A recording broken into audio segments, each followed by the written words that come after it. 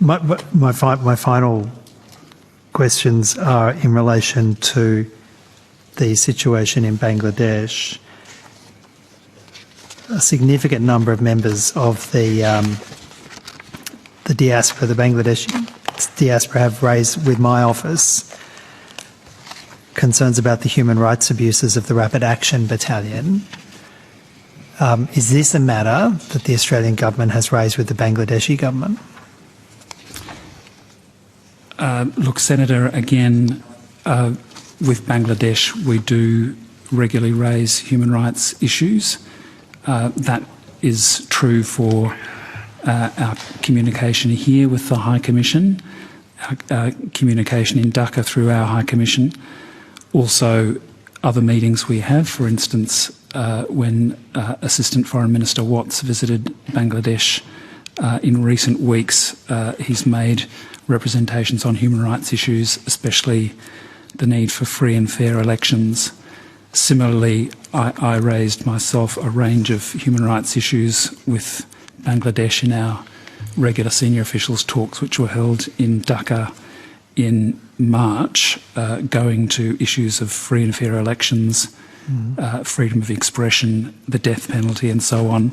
We have registered with them the actions of the Rapid Action Battalion. We, as you know, don't maintain sanctions against that entity. We don't maintain them against government entities in Bangladesh. There are 2 entities in Bangladesh that are subject to sanctions under Australian law, and they are sanctioned because they've been, the UN Security Council listed sanctions, so we of course implement them. It's now more than 18 months since the United States government issued sanctions against the leadership of the Rapid Action Battalion, citing more than 600 extrajudicial disappearance and murders that were attributed to the RAB. Why has there been no similar action by the Australian government? Well, Senator, look, I can really just only repeat that, we don't comment on sanctions that other countries put in place. We don't speculate on possible sanctions action we may take. But in the case of Bangladesh, the sanctions that we do impose are those that have been identified and put in place by the UN Security Council. Secretary, issues were raised by your department in relation to the capacity of Australia's Magnitsky sanctions to be applied to entities within a government, whether it's the entities within the Iranian government who have been committing notorious human rights abuses, or in this case, the Rapid Action Battalion in the Bangladesh government that's committing significant human rights abuses.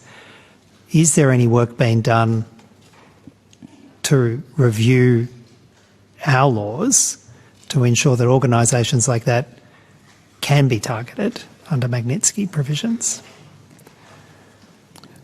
I think the reality is those sorts of sanctions aren't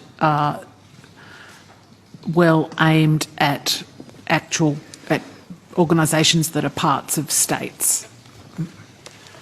Well, when these organisations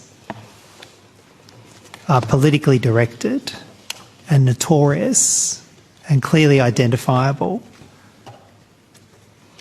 surely there's a benefit. Surely there's a benefit in being able to list them so that all of the senior members of those organisations can be targeted in a single listing. Surely there's a benefit in doing that, whether it's the RAB or the... I'll invite Mr Walter to add from a sanctions point of view, but from a broader policy point of view, I think it's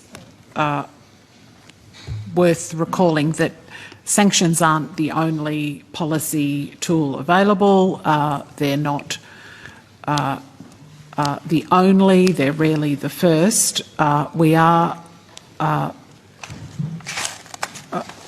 raising our views and our consistent positions on human rights issues in many fora and publicly and in bilateral engagements.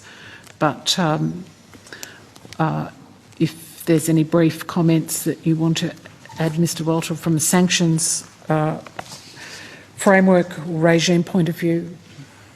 Senator, perhaps the only thing I might add in this context, because you asked specifically about a review of the framework, actually we are undertaking a review of the sanctions framework. We undertook public consultation earlier this year. We're in the process of formulating recommendations for government.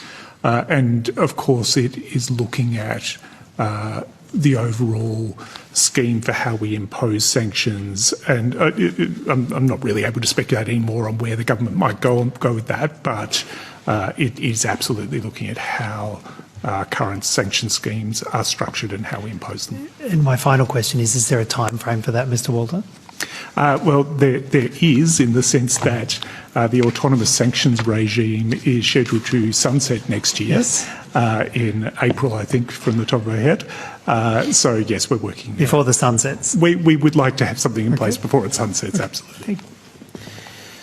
Thank you very much. Senator